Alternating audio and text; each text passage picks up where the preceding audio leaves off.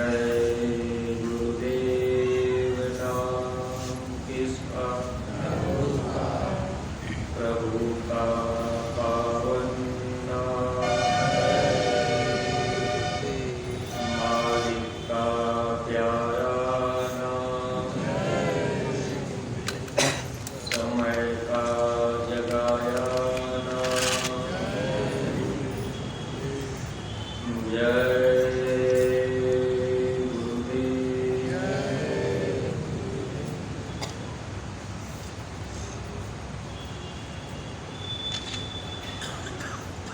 शब्द रूप में विराजमान परम पूज्य स्वामी जी महाराज, परम श्रद्धेय पूज्य महाराज जी के चरणों में कोटि कोटि नमन प्रणाम करते हुए संस्था के सभी वरिष्ठ पदाधिकारी सदस्यगण, सभी सत्संगी धर्म प्रेमी भाई बहनों को, सभी जिम्मेदार सेवादार प्रेमियों को सादर जय गुरुदेव।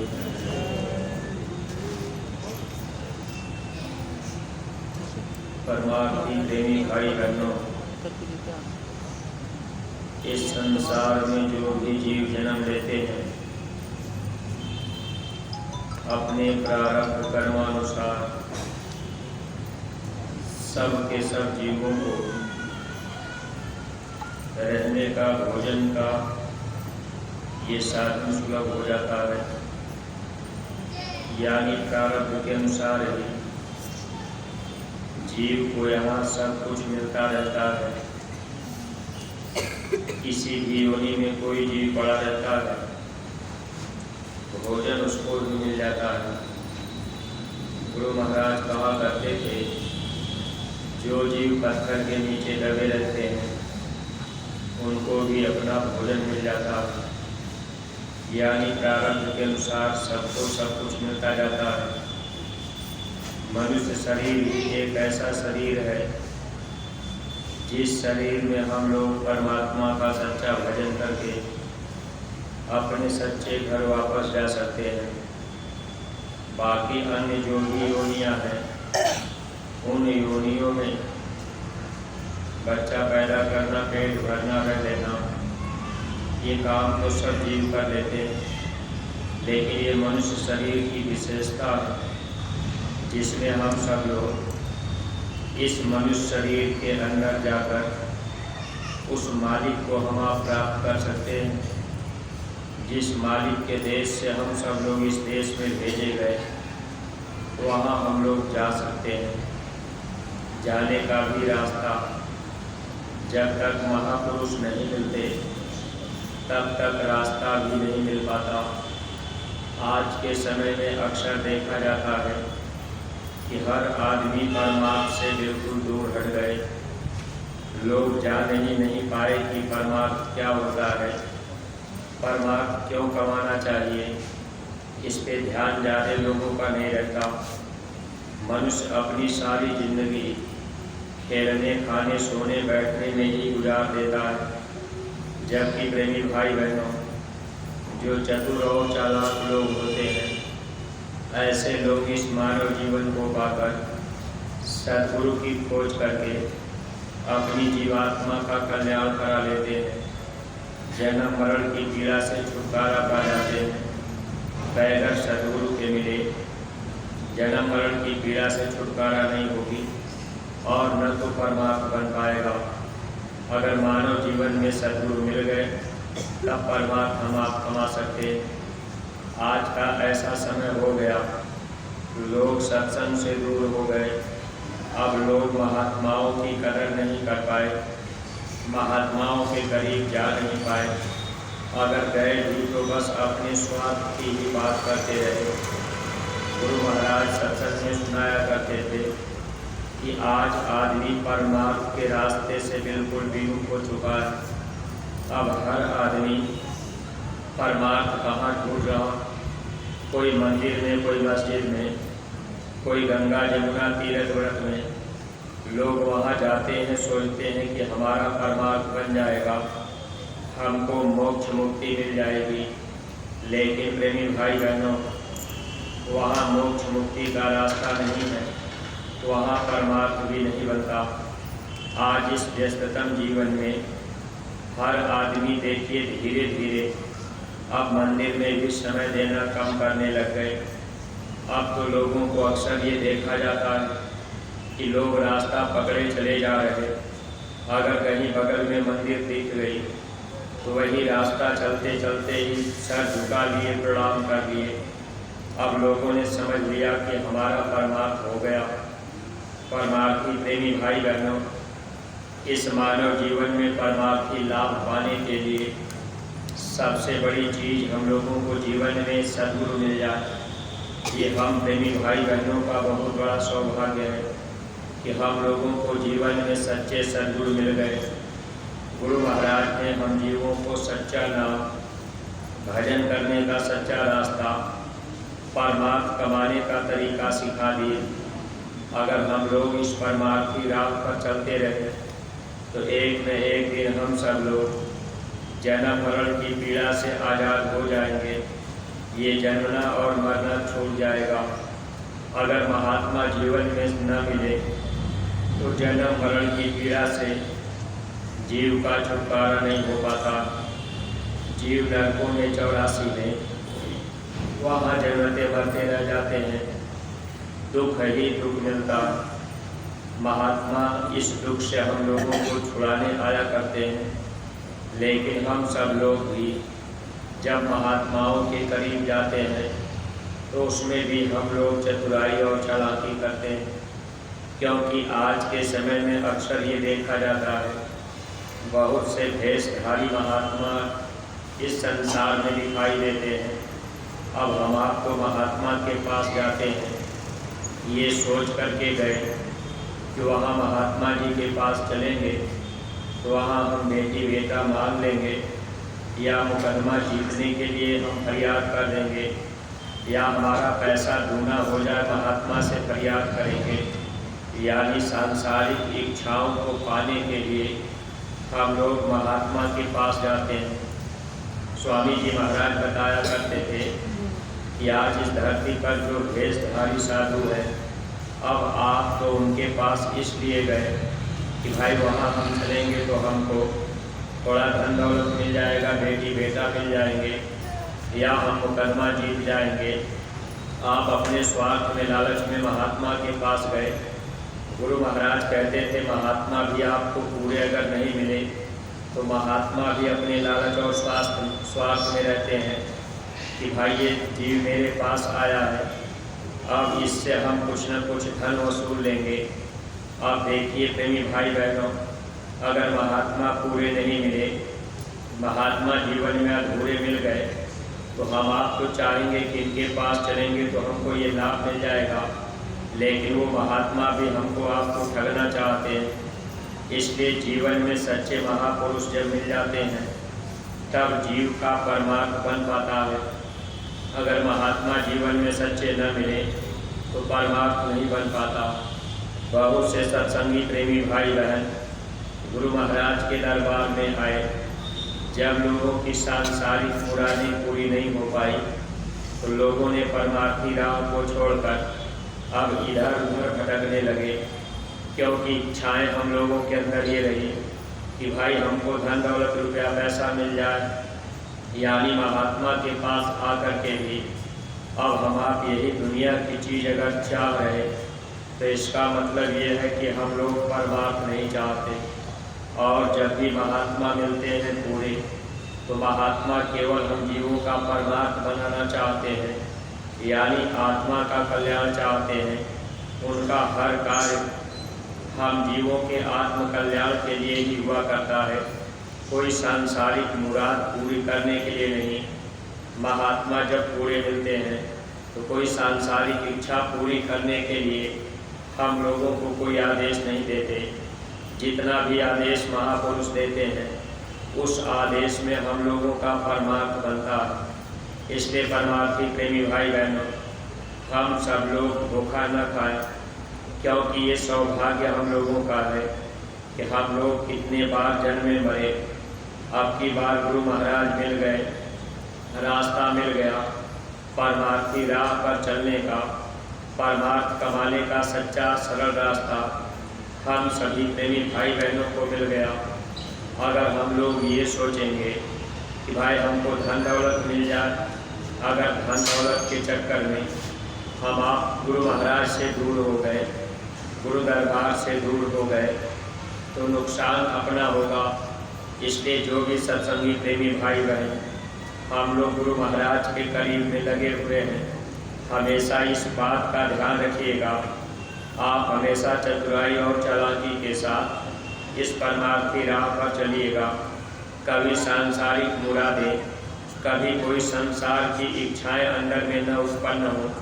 हम आप ये प्रयास करते रहें, मन को समझाते रहें कि बस मेरी जीवात्मा का कल्याण हो जाए। महात्मा के पास जा करके अगर केवल अपने परमार्थ के लिए हम आप फरियाद करेंगे, अपनी आत्मा के कल्याण के लिए फरियाद करेंगे, अगर हम लोग निज घर जाने की फरियाद करेंगे, अगर जन्म मरण की पीड़ा से बचने का फरियाद करेंगे, तब तो प्रेमी भाई बहनों ये जीवन हम लोगों का सार्थक बन जाएगा। लेकिन महात्मा अगर पूरे नहीं मिले और यही दुनिया की चीज़ों में अगर हम आप भटक गए, ये जीवन फिर धोखे में ही निकल जाता है। जब महात्मा पूरे मिलते हैं तो दिव्य दृष्टि खुलने का सच्चा रास्ता महापुरुष बता देते हैं, शिव नेत्र खुलने का रास्ता बताते हैं। और जब ये दरवाज़ा खुल जाता है तब ये जीवात्मा अपने देश चली जाती है। जब तक दरवाज़ा बंद रहेगा हम आप लाख कोशिश करें यहाँ से जा नहीं सकते, क्योंकि जाने का रास्ता एक ही है। अब उसी रास्ते से हम जीवों को जाने के लिए महात्मा बराबर प्रयास करते हैं, कोई न कोई आदेश देते रहते हैं ताकि हम लोग उस रास्ते की तरफ चल पड़ें। लेकिन देखिए, सच्चे सद्गुरु के मिलने के बाद भी, नाम की दौलत पाने के बाद भी, तीसरा नेत्र खुलने का भेद भी हम लोगों को मिल गया। फिर भी प्रेमी भाई बहन हम सब लोग दुनिया के सामानों के लिए, यही संसार घर परिवार के लिए, यही इसी में हम आप भटकते रह जाते हैं। और हम आप अक्सर सत्संगी प्रेमी भाई बहन दुनियावी चीज़ों को पाना चाहते हैं। अगर फरियाद पूरी नहीं हुई तो एक बार दो बार हम आप मथुरा आए, फिर मथुरा आना जाना भी बंद कर दिए कि भाई हम तो 2 बार गए, हमारी इच्छा पूरी नहीं हुई। अब कोई बेटी बेटा के लालच में आया, कोई मुकदमा जीतने के लालच में आया, यानी सांसारिक मुरादें हम आप पूरी करवाने आए, तो एक तरह से हम आप धोखा खा रहे। हर सत्संगी प्रेमी भाई बहनों को ध्यान रखना चाहिए कि महात्मा इस धरती पर केवल जीवात्मा के कल्याण के लिए आते हैं, ताकि जीव का शिव नेत्र खुल जाए और ये जीव अपने सच्चे देश चले जाए। हम लोग इस पराये देश में कभी सुख नहीं पा सकते, यहाँ दुख ही दुख मिलेगा। शिव नेत्र खुलने का सच्चा रास्ता गुरु महाराज इस धरती पर लोगों को बताया करते, लेकिन आज के समय में अक्सर देखा जाता बहुत से ऐसे महात्मा जगह जगह घूम टहल रहे, जिनसे अगर ये बात कही जाए कि शिव नेत्र आज भी खुलता है तो लोग मानने के लिए तैयार नहीं होते, बल्कि लोग विरोध करने के लिए खड़े हो जाते हैं। अब जबकि प्रेमी भाई बहनों स्वामी जी महाराज बताया करते थे शिव नेत्र आज भी खुलता है। अगर महात्मा पूरे मिल जाए और रास्ता सच्चा मिल जाए, हम आप उनके बताए मार्ग पे चलने लगे, तब तो प्रेमी भाई बहनों छुटकारा हो जाएगा। लेकिन इस संसार में अक्सर ऐसे महापुरुषों का लोग विरोध करते हैं जो महात्मा शिव नेत्र दिव्य दृष्टि खुलने का भेद बताने आते हैं। कबीर साहब, रैदास जी, गोस्वामी जी महाराज, जो भी महापुरुष इस धरती पर आए, या आप अपने गुरु महाराज को देख लीजिए, इस धरती पर ऐसे महापुरुष का लोग विरोध करते हैं जो महात्मा शिव नेत्र खुलने का भेद जानते हैं।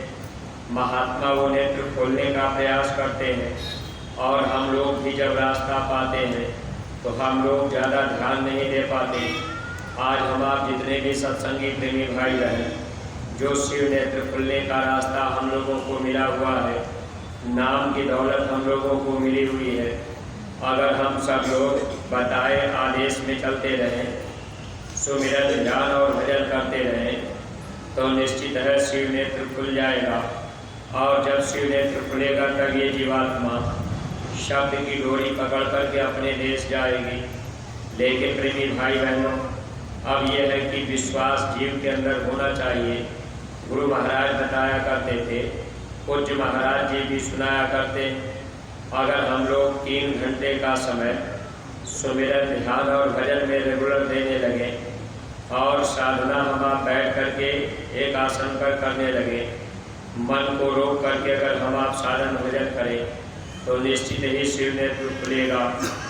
अगर प्रेमी भाई बहनों कोई आदमी संसार में शिव नेत्र खोलने वाले महापुरुष का विरोध करते हैं, ऐसे जीव कभी भी उस मालिक को प्राप्त नहीं कर सकते। इसीलिए गोस्वामी जी महाराज ने जिक्र भी किया था, शिव द्रोही मम दास कहावे, सो नर मोहि सपने नहीं भावे। यानी जो शिव द्रोही है, शिव कहते हैं, अब हम आप इन चीज़ों को समझने का प्रयास अगर करें तो कभी धोखा नहीं खा सकते। अब हम आप तो जो दुनिया के लोग हैं, अगर उनसे आप ये रामायण की चौपाई जब वे लोग पढ़ेंगे तो कहेंगे कि भाई आप तो जय गुरुदेव को मानते हैं, आप तो शिव को नहीं मानते। अब रामायण में लिखा है कि शिव द्रोही मम दास कहावे, सो नर मोहि सपने नहीं भावे।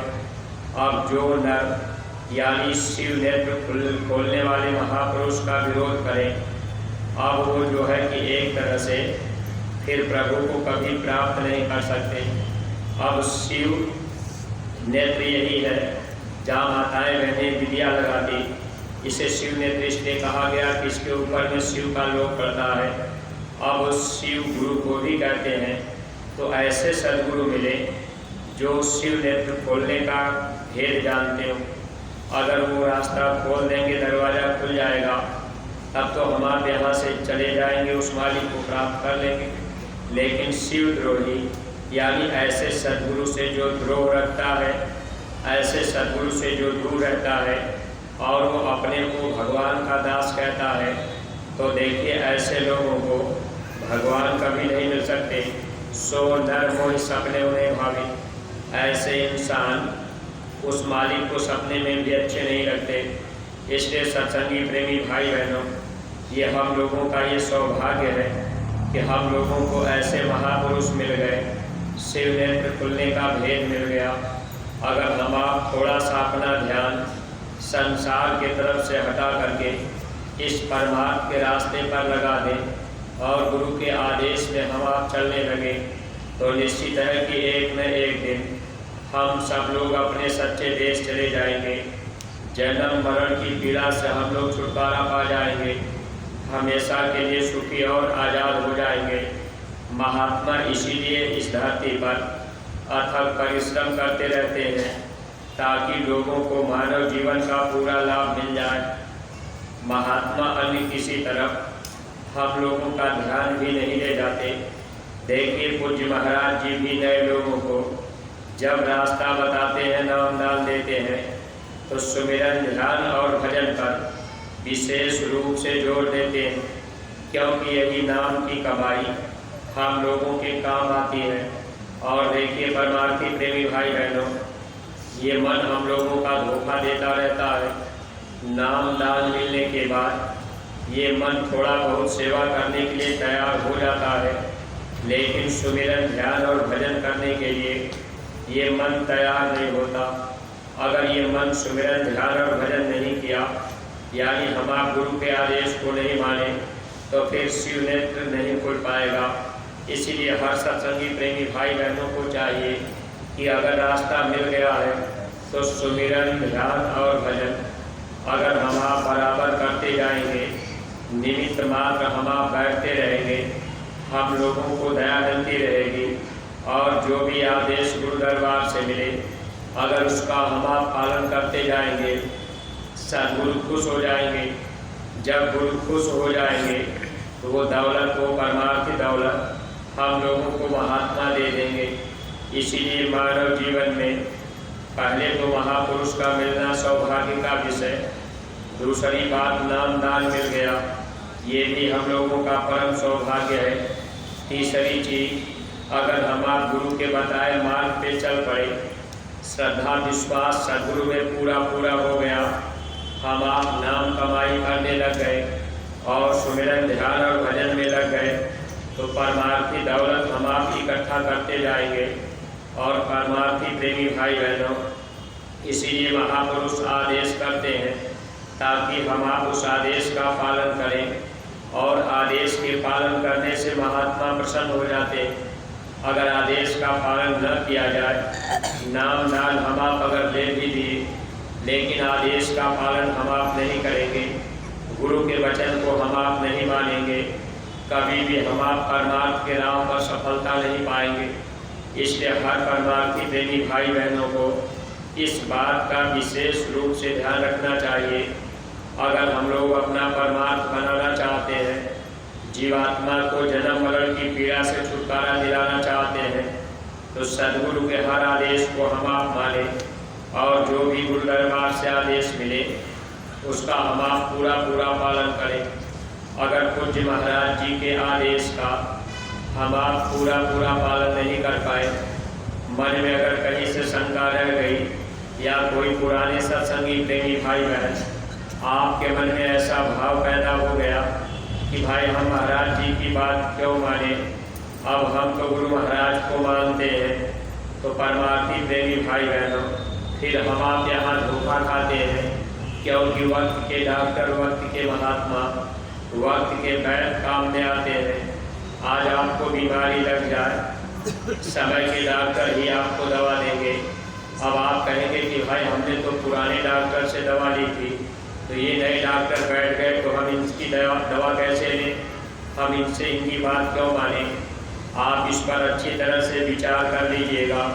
अगर मान लीजिए आपको पुराने डॉक्टर ने दवा दी, अब डॉक्टर चले गए, अब आप फिर ये सोचेंगे, मान लीजिए बीमारी अभी नहीं गई, तो डॉक्टर के पास अगर फिर आप हॉस्पिटल में जाएंगे, कोई नया डॉक्टर बैठा हो, अब आप कहेंगे भाई ये नए डॉक्टर हम इनसे दवा नहीं लेंगे, हम तो उसी डॉक्टर से दवा लेंगे, तो निश्चित है कि बीमारी नहीं जाएगी, धोखा खाना पड़ेगा, यानी मौत का सामना करना पड़ेगा।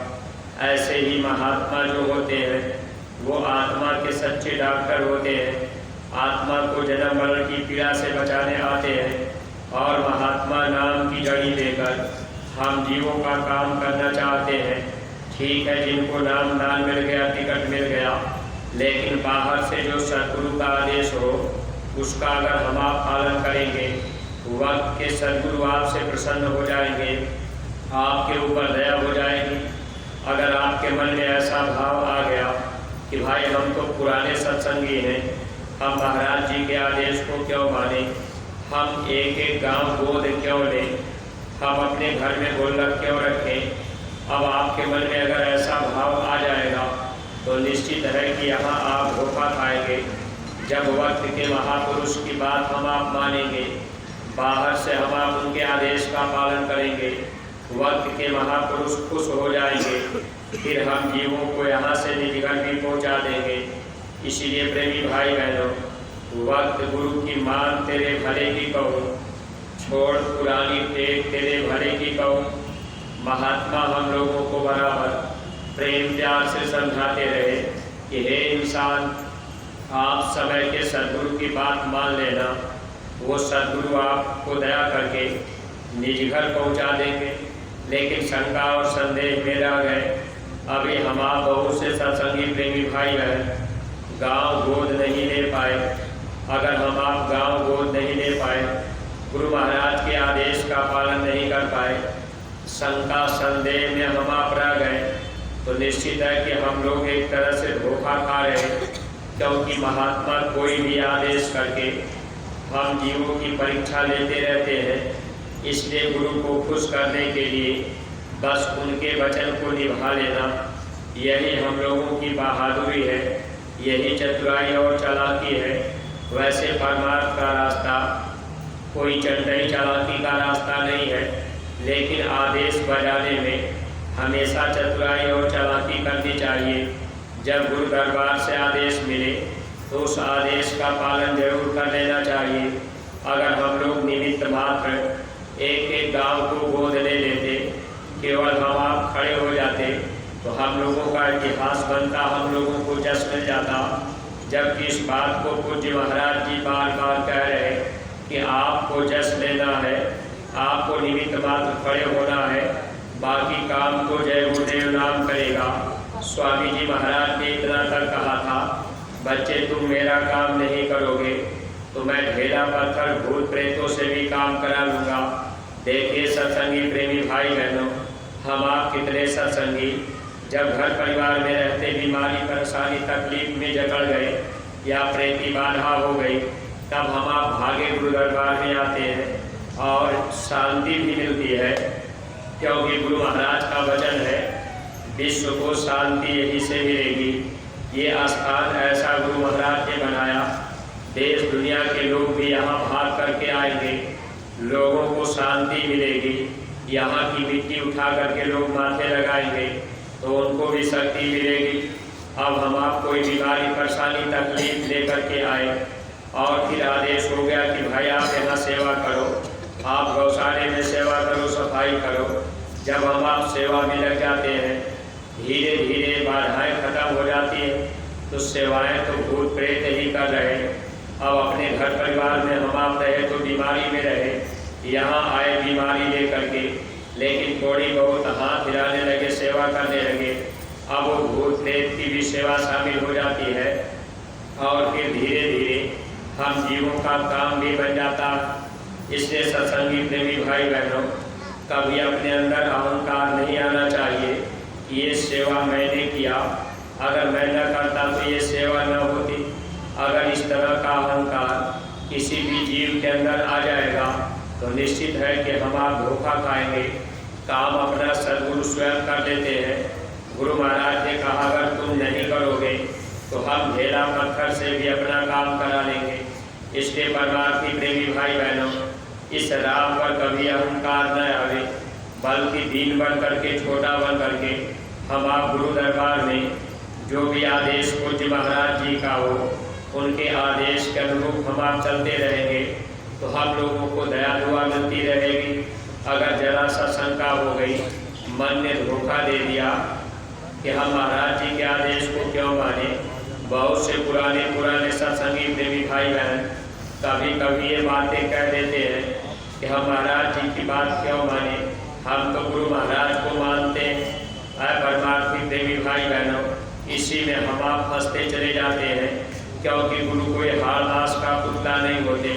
अगर हम आप इस बात को समझ लिए होते तो आज हम आप महाराज जी के हर वचन अपने जीवन में उतारने का प्रयास करते।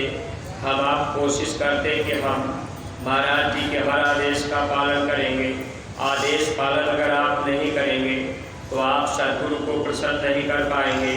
गुरु को खुश करने के लिए एक ही आधार है, बस उनके आदेश का पालन किया जाए।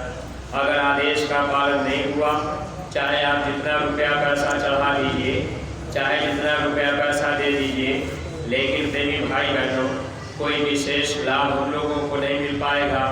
इसलिए हमेशा आदेश में हम आप काम करेंगे तो लाभ मिलेगा, परमार्थ भी बनेगा, सद्गुरु भी प्रसन्न होंगे और महात्मा कर्म करने को साफ कर देंगे, हम जीवों को निगल पहुँचा देंगे। लेकिन शंका हो गई तो नुकसान होगा।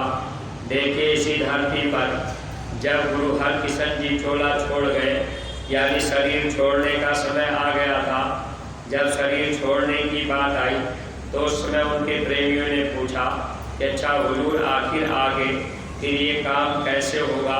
तो उन्होंने ये कहा था कि बाबा बकाला गांव में वहाँ आप जाओगे तो वहाँ से ही आपका काम होगा। अब सत्संगी प्रेमी भाई बहनों, महात्मा जो कह देते हैं वो पत्थर की लकीर होती है। यानी गुरु हरकिशन जी ने अपने प्रेमियों को आगाह कर दिया था कि आपको बाबा बकाला गांव जाना पड़ेगा, वहां आपको पूरे महापुरुष मिलेंगे। अब ये बातें देखिए, हम आप भी ध्यान नहीं रख पाते। अपने स्वामी जी महाराज के शरीर छोड़ने के बाद कितने लोगों के अंदर भ्रम आ गया, लोगों ने मथुरा गुरुद्वारा ही छोड़ दिया। लेकिन आप वचन को ध्यान में रखा करिए। अपने स्वामी जी महाराज ने ये कहा था कि बच्चे तुम मेरे खेल को देख करके भ्रमित मत होना, आते जाते रहना। अगर गुरुद्वारा हम आप छोड़ दिए, मथुरा छोड़ दिए, आना जाना बंद कर दिए, निश्चित हम आप धोखा खाएंगे, क्योंकि नकल करने पर अपना नुकसान होगा। केवल महात्मा के आदेश का पालन करने पर परमार्थ बनेगा। स्वामी जी महाराज ने कहा था आते जाते रहना। अगर हम आप मथुरा आना जाना बंद कर दिए, कई साल गुजर गया, तो फिर इसका मतलब ये हम आप खुद अपने आप को धोखा दे रहे। ये मन ने धोखा दिया। देखिए, जब गुरु हरकिशन जी चोला छोड़ गए, उस समय अब लोगों के अंदर ये भाव पैदा होने लगा कि आखिर अब पूरा कौन कहाँ है। अब लोग जो है खोजने का भी प्रयास किए, बाबा बकाला गांव भी गए, लेकिन वहाँ भी कोई उनके मन मुताबिक नहीं मिला। लेकिन एक वाक्य आता है। अब देखिए, मक्खन शाह नाम का एक व्यापारी, अब वो जहाज से माल लाद करके अब वो भारत से भारत की तरफ आ रहा था। जब वो भारत की तरफ आ रहा, समुद्री तूफान आया और उस समय उसकी जहाज समुद्र में डूबने के कगार पे आ गई। उस समय मक्खन शाह व्यापारी अब उसी नाव पर घुटने के बल खड़ा हो गया। अब घुटना टेक करके, हाथ जोड़ करके उसने जोर जोर आवाज़ लगाई, वक्त के गुरु मेरी मदद कीजिए, मेरी नाव बच जाएगी, मेरी माल बच जाएगी, तो मैं 500 मुहर आपको दान दूंगा, आपको भेंट में चढ़ाऊंगा और मैं आपका दर्शन भी करूंगा। जब मक्खन शाह व्यापारी अंदर अंदर वक्त गुरु से फरियाद किया, उस समय मक्खन शाह व्यापारी की नाव धीरे धीरे किनारे लग गई। जब नाव किनारे लग गई, माल बच गया, नाव बच गई और मक्खन शाह व्यापारी की जान भी बच गई।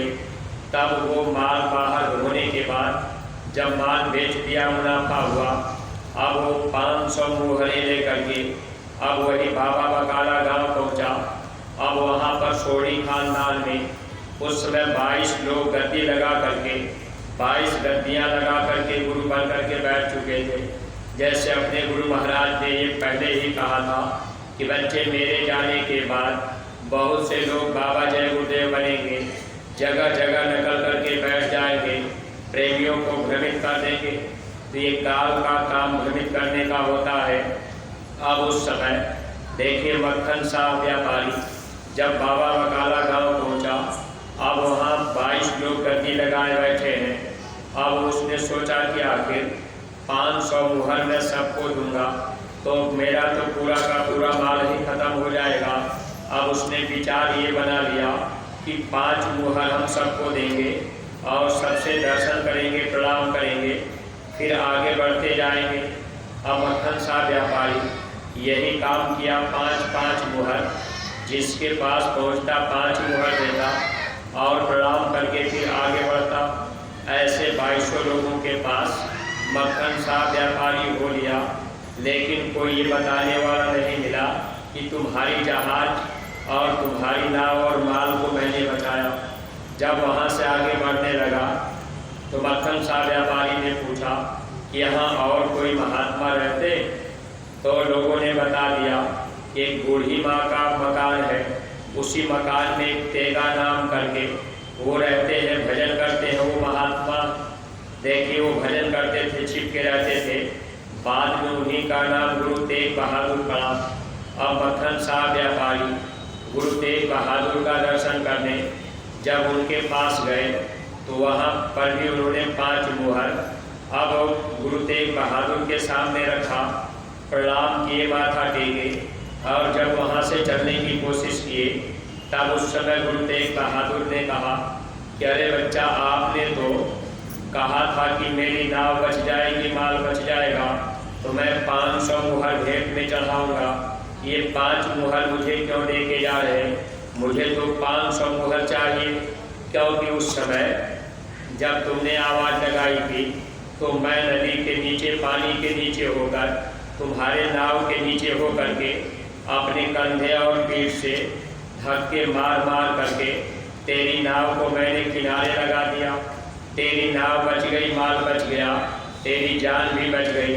अगर तुझे विश्वास न हो तो मैं ये चादर अपनी हटा रहा, मेरी कमर और पीठ देख ले। जब गुरु तेग बहादुर जी ने अब चादर हटाई तो उनके कंधे पर, पीठ में अब नाव में जो कीड़े लगे होते हैं उन कीड़ों से घाव हो चुके थे, खून भी निकल रहा था। जब वो मक्खन सा व्यापारी देखा तुरंत चरणों में गिर गया, 500 मुहरे दिया, कहने लगा हुजूर अब 500 मुहरों की बात न कीजिए, अब तो सब कुछ तन मन धन आपके लिए समर्पित है। परमार्थी प्रेमी भाई बहनों, हम सब लोग ऐसे समर्थ सदगुरु को पाए जो सदगुरु हमारी आपकी जीवात्मा को नरकों में जाने से बचाए। जिस सदगुरु ने नाम की दौलत देकर हम लोगों को 84 के बंधन से छुड़ाए, जिस सदगुरु ने ये वादा किया कि मौत के समय आप जय गुरुदेव नाम बोलोगे तो मैं आपकी मदद कर दूंगा, ऐसे समर्थ सदगुरु के लिए हम आप न तो अपना तन कुर्बान कर पाए, न तो अपना धन कुर्बान कर पाए। एक भी आदेश का पालन हम सत्संगी प्रेमी भाई बहन नहीं कर पा रहे। अगर इसी तरह से भक्ति के राह पर हम आप धीरे धारे चलते रहेंगे तो निश्चित है कि हम आप धोखा खाएंगे। इसलिए सत्संगी प्रेमी भाई बहनों, ऐसे समर्थ सदगुरु को पाकर हम आप भी थोड़ा सा अपना संकल्प बनावें, अपने तन की कुर्बानी देने का, धर्म के काम को करने के लिए। हम आप जितने भी सत्संगी प्रेमी भाई बहन नाम दान पाए, एक एक गांव गोद देने का संकल्प बना लें कि भाई हम एक गांव गोद जरूर लेंगे और उस गांव में गुरु महाराज की बातें हम घर घर पहुंचा देंगे। ऐसा इरादा पक्का अगर हम आप बना लें कि जिस गांव को हम गोद लेंगे उस गांव में घर घर हम जाएंगे, जन जन तक गुरु महाराज की बात बताएंगे और वहाँ के लोगों को समझा बताकर हम मथुरा गुरु दरबार ले आएंगे। इस समय जो वक्त चल रहा है नए लोगों को समझाने बताने का, सत्संगी प्रेमी भाई बहनों अभी हम लोगों के लिए मौका है। देखिए अभी दिसंबर में जब भंडारे का कार्यक्रम होगा, 11 दिसंबर से 15 दिसंबर ये 5 दिवसीय कार्यक्रम, जब अपने मथुरा गुरु दरबार में भंडारे पर मेला लगेगा, अगर हम आप अभी समय है थोड़ा सा भी अब ध्यान दे दें और एक एक गांव को हम आप गोद दे लें, नए लोगों को समझा बता करके, अगर चाहे तो दिसंबर के महीने में 11 भंडारे की पावन तारीख पर हम आप नए लोगों को अगर यहाँ ला देंगे, उनको भी रास्ता मिल जाएगा। ऐसे लोग भजन करने लग जाएंगे।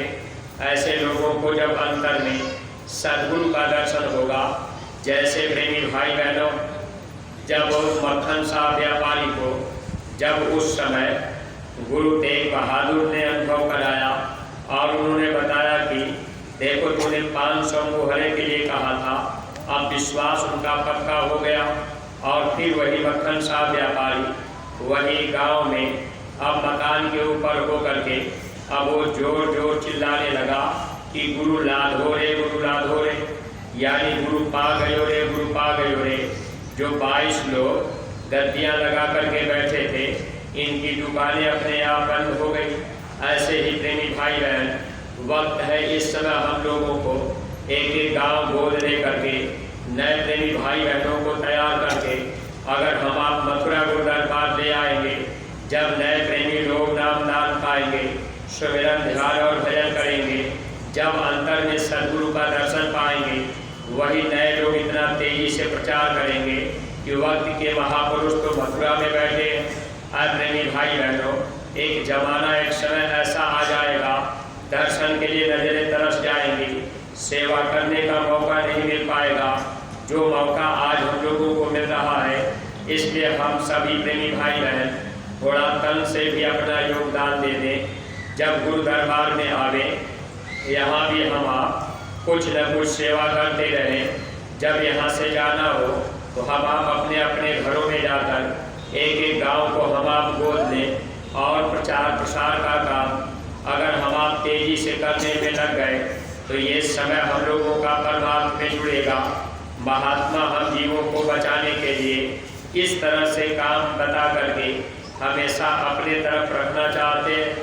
अगर हम आप एक एक गाँव को गोद दे लेंगे, गाँव में प्रचार प्रसार करते रहेंगे, गुरु महाराज की वचन वाणियाँ, कोई किताब लेकर के दूरदर्शी आवाज पत्रिका लेकर हम आप गांव में लोगों को बताने समझाने पढ़ाने लगे या पढ़ करके सुनाने लगे, तो अपना समय तो भक्ति में जाएगा, आदेश में जाएगा। और समय इतना खराब चल रहा है क्योंकि प्रेमी भाई बहनों, इस तन से हम लोगों ने पता नहीं कितने जन्मों तक कितने बुरे बुरे कर्म किए। काल भगवान जब अपना तलवार चलाएंगे तो उसमें कितने जीवों को मार देंगे, लेकिन सद्गुरु हमारी आपकी मदद करेंगे। मदद कैसे होगी? जब हमारे आपके विचार अच्छे हो जाएंगे, हमारे आपके कर्म अच्छे हो जाएंगे, हम लोग धर्म के काम में लग जाएंगे, धर्म का काम हम आप करने लगेंगे। तो जब कुदरत का डंडा पड़ेगा, सद्गुरु की छत्र छाया में हम आप रहेंगे, यानी गुरु के वचन के रेखा के अंतर्गत रहेंगे, तो हम आप बच जाएंगे। अगर हम आप गुरु के वचन के रेखा के अंदर नहीं रह पाए, गांव गोद नहीं ले पाए, प्रचार प्रसार में समय नहीं दे पाए, अपने घर में गुल्लक नहीं रख पाए, एक एक रुपए की सेवा नहीं डाल पाए, और गुरु दरबार में भी कई कई साल बीत गया, आना जाना नहीं हो पाएगा, तो काल तो अपना डंडा चलाकर हम जीवों का भी नुकसान करेगा। इसलिए महापुरुष जीवों की भलाई के लिए बराबर प्रयास करते रहते हैं ताकि हम जीव उनके आदेश को मान जाए, हम लोगों का लोक और परलोक बन जाए। परमार्थी प्रेमी भाई बहनों, ये सौभाग्य हम लोगों का है कि हम लोगों को बराबर पूज्य महाराज जी गुरु भक्ति में यानी गुरु आदेश के पालन में लगाए रखे हुए हैं। ये बहुत बड़ी दया कृपा है। और हम आप जितने भी प्रेमी भाई बहन हैं बराबर अन्य प्रेमियों को भी प्रेरित करते रहें, और दिसंबर के भंडारे के कार्यक्रम की सूचना हम आप लोगों तक पहुंचाते रहें, ताकि सबको इस बात की जानकारी हो जाए। जो प्रेमी कई कई साल बीत गया गुरुद्वारे में नहीं आ पाए, उनके पास तक भी खबर पहुंचाइएगा, क्योंकि आपको किसी से बैर विरोध नहीं रहना चाहिए। हम लोग साधु के रास्ते पर हैं, सूरज सबको रोशनी देता है, गाली देने वाले को भी प्रकाश मिलता है। इसलिए हम सब लोग प्रेमी भाई बहन साधुता के रास्ते पर चल रहे। अगर हम लोगों के अंदर साधु का गुण आएगा तो हम लोगों के अंदर किसी से बैर विरोध और द्वेषता नहीं रहेगी। भले कोई कहीं जा रहा, लेकिन अपना फर्ज और कर्तव्य हम आप निभावें, नए लोगों को भी समझा बता कर ले आवें। और जो पुराने सत्संगी प्रेमी भाई बहन कई कई साल हो गए नहीं आ पाए, उनको भी बता समझा कर कि अपना गुरुद्वारा है, गुनाहों की माफ़ी वही होगी। जाने अनजाने में गुनाह अगर हो गए तो कोई बात नहीं, अगर हम आप गुरु दरबार में चले आएंगे तो निश्चित है गुनाहों की माफ़ी हो जाएगी, और हम आप भी आते जाते रहेंगे, दया दुआ मिलती रहेगी, लोक और परलोक दोनों का लाभ हम लोगों को मिल जाएगा। इन्हीं शब्दों के साथ में हम अपनी वाणी को यहीं पर विराम दे रहे। अगर कोई भी बात अटपटी लग गई हो तो आप लोग अपना छोटा भाई समझकर हमको क्षमा कीजिएगा। सब लोग प्रेम के साथ मालिक के पावन नाम का उच्चारण करेंगे। जय